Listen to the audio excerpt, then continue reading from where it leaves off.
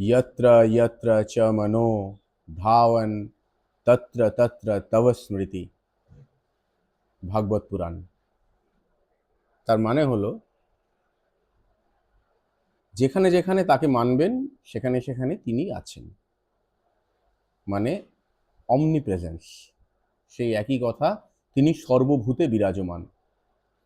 তাহলে তাই যদি হয়, তাদের আলাদা আলাদা বাসস্থান, আলাদা আলাদা রূপের বর্ণনা করার প্রয়োজনটা কি পড়লো? আসুন আজকে এটা নিয়েই আলোচনা করব। Welcome back again to my channel Amritvarsha. Very very grandly welcome to all of you. আচ্ছা, প্রথমে আমরা যে কোনো দেবতা নিয়ে আলোচনা করতে পারি।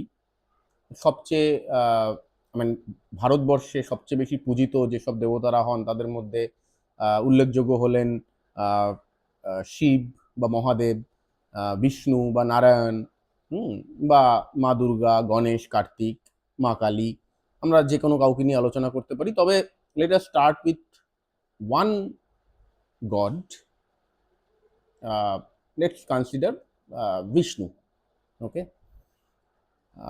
তো বিষ্ণু হলেন আমাদের পালনকর্তা। পুরাণে তাকে কিভাবে বর্ণনা করা হয়েছে? তিনি ক্ষীরসাগরের তলায় অনন্ত নাগের উপর যোগ নিদ্রায় শায়িত, এবং তার পাশে মহালক্ষ্মী বসে আছেন, তার সেবা করছেন, তাই তো? এখন এই বর্ণনা আমাদেরকে যদি বুঝতে হয়, আমাদেরকে আগে বুঝতে হবে অনন্তনাগটা কি। তাহলে অনন্তনাগ হলেন, এর আরেক নাম হচ্ছে শেষনাগ। মানে বিশ্বব্রহ্মাণ্ডের সব কিছু যদি ধ্বংস হয়ে যায় তাও কিন্তু অনন্তনাগ থেকে যাবে। এবং ইন্টারেস্টিংলি বলা হচ্ছে এই অনন্তনাগের ফনার ওপরে 14টি লোক ব্যালেন্স করা রয়েছে। লোক মানে যেমন ভূলোক বা স্বর্গলোক বা পাতাল, হ্যাঁ, তলাতল, অতল, বিতল, এরকম বিভিন্ন রকম লোক, যেমন গোলক বৃন্দাবন, এরকম বিভিন্ন লোক তার ফনার উপরে ব্যালেন্স করা আছে। তাহলে এখন বুঝতে হবে এরকম কি সত্যি কোনো জায়গা আছে? যাই হোক, আমাদের সীমিত জ্ঞানে আমরা এখনো অবধি এরকম জায়গার সচরাচর এখনো অবধি খুঁজে পাইনি। কিন্তু একটা জিনিস মাথায় রাখতে হবে, পুরাণে যা যা বর্ণিত হয়েছে সেটা কিন্তু অনেকাংশেই, অনেক ক্ষেত্রেই দেখা যাচ্ছে এক একটা রূপক বা মেটাফর। যেমন আমরা যদি ভাবি মানব শরীরে, এমনকি ডাক্তার বা সায়েন্সও বলেছে যে আমাদের মূলাধারের কাছে বা আমাদের পায়ুছিদ্রের একটু ওপরে একটা কুলকুণ্ডলিনী, যেটা কিনা একটা সাপের মতো দেখতে, একটা পেঁচিয়ে পড়ে আছে। তাহলে আমরা ফর দ্য টাইম বিং এই কুলকুণ্ডলিনীকে অনন্তনাগের সাথে তুলনা করব। আপনারা বুঝবেন যে কেন তুলনা করছি খুব শিগগিরই। কারণ আমাদের স্পাইনাল কর্ড বরাবর 7খানা চক্র আছে। কি কি চক্র? একদম তলা থেকে শুরু হচ্ছে মূলাধার, তার একটু ওপরে নাভির একটু তলায় আমাদের আছে স্বাধিষ্ঠান, তার উপরে আছে মণিপুর, তার উপরে আছে অনাহুত, তার উপরে আছে বিশুদ্ধ, আজ্ঞা এবং সহস্রার। তো এই 7খানা চক্র আমাদের শরীরের মধ্যে উপর থেকে নিচ অব্দি আছে। তাহলে এখন এই চক্রগুলোকে যদি এক একটা লোকের সাথে কল্পনা করা হয় এবং বলা হয় এই চক্রগুলো ঠিকঠাক যদি ব্যালেন্স হয় তাহলে এই লোকের অনুভূতি দিতে পারে। কিন্তু সেক্ষেত্রেও একটা সমস্যা, কারণ আমি এইমাত্র বললাম অনন্তনাগের মাথার উপর রয়েছে 14টি লোক, অথচ এই কুলকুণ্ডলিনীকে যদি অনন্তনাগের সাথে আমি তুলনা করি তার মাথায় তো রয়েছে 7টি লোক। কিন্তু এখানে মনে রাখতে হবে যে আপনি পৃথিবীতে যখন মনুষ্য জন্ম নিয়ে এসছেন তখন 7টি লোককে পিছনে ফেলে এসছেন। ইন্টারেস্টিংলি এই 14টি লোকের উপর থেকে যদি গোনা হয় তাহলে 7 নম্বর লোকটিই হলো কিন্তু অ্যাকচুয়ালি ভূলোক বা পৃথিবী। সেই জন্য আপনি যেহেতু পৃথিবীতে রয়েছেন, আপনার কুলকুণ্ডলিনীর উপরে কিন্তু 14টা লোক নেই, 7টা লোকই আছে। এবং যেরকম যেরকম ভাবে চক্রগুলো উপরের দিকে উঠবে, নিচ থেকে উপরের দিকে, আমি বিভিন্ন বিভিন্ন লোকের তার অনুভব পাবো।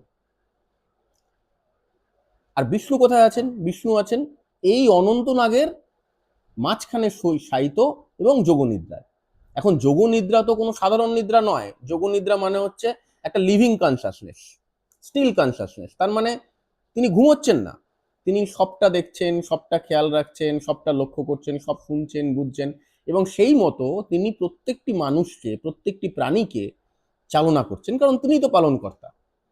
তাহলে এটাই বোঝানো হচ্ছে এই রূপকের সাহায্যে যে আপনাকে যদি বিষ্ণুর সাথে সাক্ষাৎ করতে হয় তাহলে আপনাকে আরো গভীরে যেতে হবে। দেখবেন বড় বড় সাধক যারা, তারা কিন্তু সাধনা করে কুলকুণ্ডলিনীকে জাগ্রত করার জন্য। কেন সাধনা করে?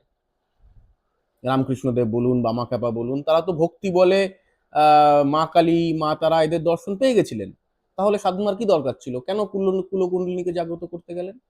কারণ ওই অনুভবটার দরকার ছিল, ওই প্রত্যেকটি লোকের অনুভব। যেমন তপলোক, স্বর্গলোক, যে সেখানে ব্রহ্মলোক, সেখানে কি হয়। তাই যদি ভগবান বিষ্ণুর সাথে সাক্ষাৎ করতে হয়, আপনার যে কুলকুণ্ডলিনী, যেটা পেঁচিয়ে তলায় মৃতপ্রায় অবস্থায় পড়ে আছে, সেটাকে জাগ্রত করতে হবে। সেটা যত ফনা তুলে দাঁড়াবে, তত আপনি তার ভেতরে শায়িত, যোগনিদ্রায় শায়িত বিষ্ণুর সাথেও কানেক্ট করতে পারবেন, সাক্ষাৎ করতে পারবেন। এভাবে যখন সে ফনা তুলে দাঁড়াবে, তখন বিষ্ণুও আরও আপনার উপরের দিকে উঠে আসবে এবং আপনাকে বিভিন্ন রকম অনুভব দেবে। তাই বিষ্ণু কিন্তু কোনো ক্ষীরসাগরে, কোনো অনন্ত নাগের মধ্যে শায়িত আছেন কিনা আমি জানি না, কিন্তু আমাদের শরীরের মধ্যে আছেন। এবং কোথায় আছেন? সেই কুলকুণ্ডলিনীর গর্ভে। তাহলে তাকে জাগ্রত করুন। সে ফনা তুলে দাঁড়িয়ে যদি অনাহুত অবধিও চলে আসে, তাহলে আপনার কোনো ম্যানিফেস্টেশন লাগবে না, আপনার মনোবাঞ্ছা অটোমেটিক্যালি পূর্ণ হতে থাকবে। কারণ আপনার মন যা চাইছে সেটা বিষ্ণুর চাওয়ার থেকে আলাদা নয়। তিনি পালনকর্তা, তিনি জগৎ চালান, তার ইচ্ছাই পাতা নড়ে, তার ইচ্ছাই জল পড়ে। সুতরাং আপনি যা যা চাইবেন সেটা সেটা হতে থাকবে। সে যদি আরেকটু ওপরে ওঠে, যদি বিশুদ্ধ চক্র অব্দি আসে, যেটা আমাদের এখানে রয়েছে, তাহলে আপনি বাকসিদ্ধ হবেন। আমরা পুরাণেও দেখেছি অনেক সাধু মুনি ঋষি যারা হাতে মন্ত্রপুত জল নিয়ে ছিটা মেরে দেয় এবং তাদের সব কথা ভুলে যায়। তাহলে তাদের কুলকুণ্ডলিনী এখানে চলে এসছে।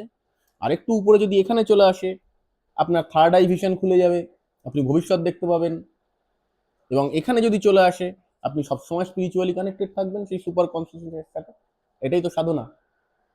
তাহলে বোঝা যাচ্ছে যে আমাদের ঈশ্বরের বর্ণনা শুধুমাত্র একটা ড্রিম নয়, একটা কল্পনা নয়, একটা ইমাজিনেশন নয়, এটা একটা মেটাফর, একটা রূপক।